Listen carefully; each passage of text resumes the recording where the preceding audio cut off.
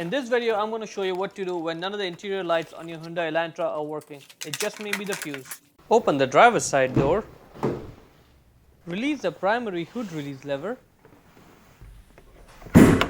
Now in front of the vehicle, right on top of the Hyundai emblem there, put one finger in there and lift it up. That's the secondary hood release lever. Now, you see that's the prop rod that will support the hood in place in front of the engine. Grab it, pull it out, and put it in over there in that slot with the arrow marking it. Now let's locate the fuse box. That's the fuse box there right beside the battery. We need to get that black cover off of it. So squeeze the two ends there and pull the cover off. Now we need to get the fuse puller out of here.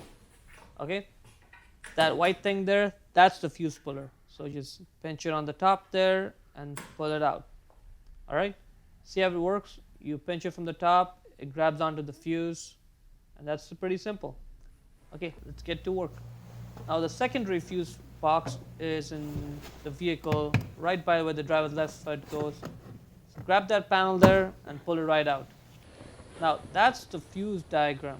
Okay, we're going to keep on referencing this because that's how we find where the spare fuse is and where the fuse for the interior lights should go. So the interior light fuse is that 10 amp one. So I had this problem and I already fixed it. So I got the spare fuse from there and put it over there. So I've already fixed it. Okay, spare fuse, that's where it goes. Look at that picture that's in the bottom right corner to give you an idea as to where I pull the fuses from and where it goes. So I'll just show you how the fuse puller works. So put the fuse puller on top of the fuse. See, now it's sitting there. Then just pull the fuse out. It's simple as that. Now once you're done, don't forget to put the fuse puller back in its place. Just clip it there. Put the black cover back on.